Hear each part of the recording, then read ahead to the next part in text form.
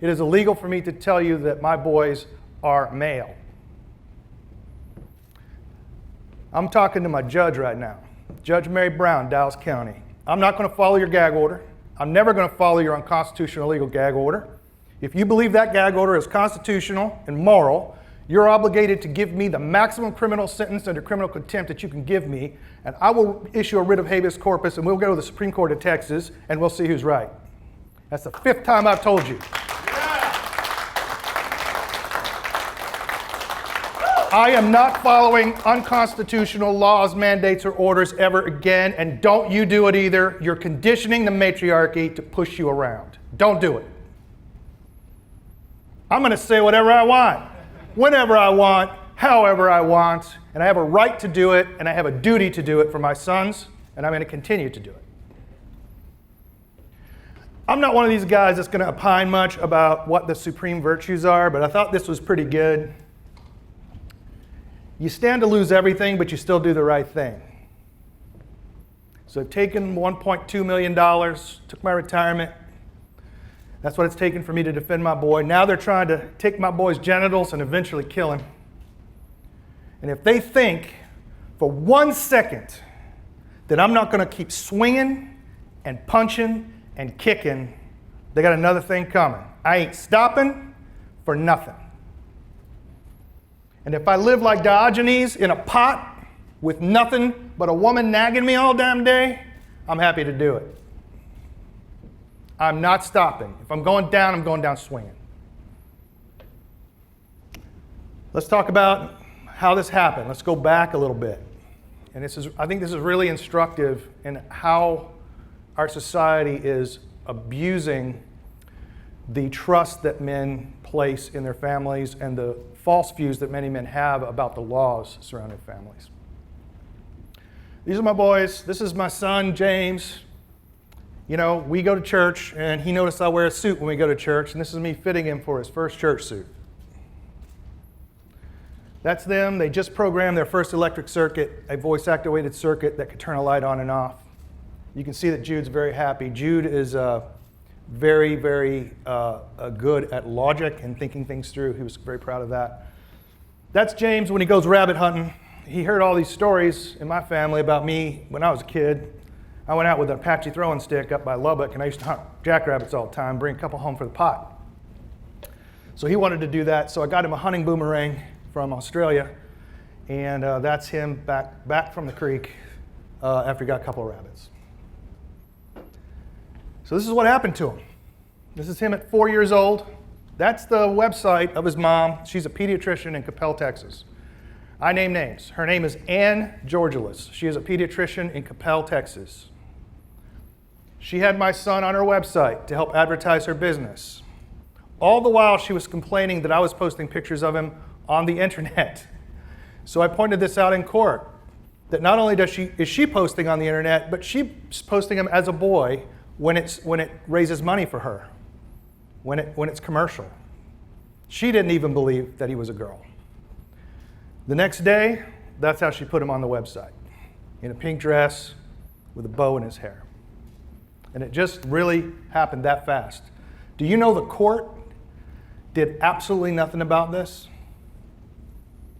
So at the time, we had a court order which prohibited either one of us from presenting the boy in a way that he wasn't known to third parties. So if somebody knew him as a girl, I had to present him as a girl. So here she is. She's presenting him as a boy, and then she presents him as a girl, no consequences. That's him at one of his appointments at a pediatrician named Dr. Jennifer Pape in Flower Mound, Texas. That is the pediatrician that diagnosed this boy with gender dysphoria. So how can you be gender dysphoric if you only present as a girl with your mom, but with everybody else you present as a boy? How can that be gender dysphoric? Gender dysphoria requires consistency in the presentation. So that was just nutty, but that's him in a dress, a sundress, no doubt. That's me picking him up. So she used to do this stuff to provoke me. She wanted me to be violent. So this is me picking my boy up. Comes out like this. She makes it seem like for him it's like some big game. But I think Jude's face pretty much says it all. And it tells you what Jude thinks about all this. We'll get to that a little later. She now dresses him, here he is a little older, she now dresses him up like a drag queen everywhere he goes. He goes to school like this. She's given him a fake name, Luna. The schools, despite the fact that I've told the schools they don't have my consent to do this, have changed his name. And they've done this all against my will, and I've been fighting the schools ever since. I'm headed toward a federal lawsuit with them, which is going to cost me a lot more money. But that's how he is known in his school, all without my consent.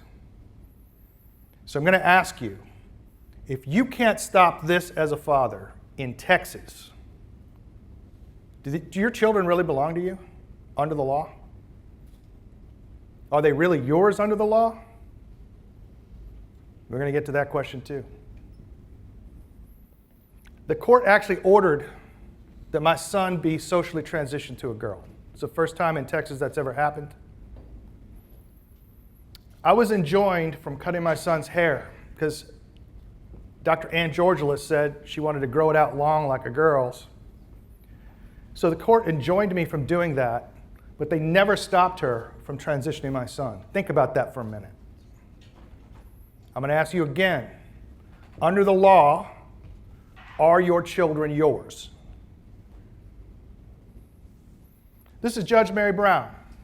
This is my judge, the one that issues illegal orders and allows my son to be transitioned against my will and without a verdict from a jury.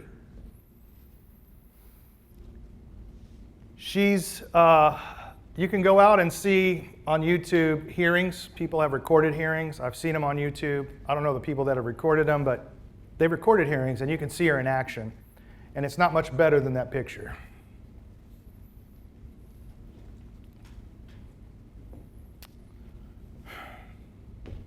What times do we live in when this is happening to kids? When fathers can't stop it. Fathers not only can't teach their kids now, they can't stop people from physically and mentally and emotionally abusing their children.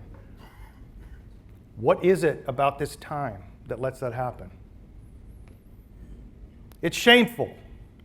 And that's why I say shame on this age. Shame on this age. Shame on its principles. The people know what is going on.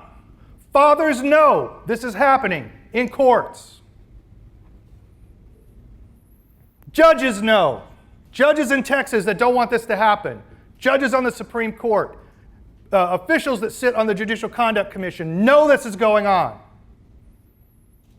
And yet still, these effeminate bastards march through the corridors of power telling us that we have to martyr our children, castrate them, and condemn them to a life of despair and suicide. Long ago, we should have told them, no, not only no, but you will end your tyranny over our children. We should have done this a long, long time ago, and we didn't. And it's almost too late. I get asked all the time. I was just asked at lunch, do people really believe this crazy stuff? Do they really believe that a boy's a girl?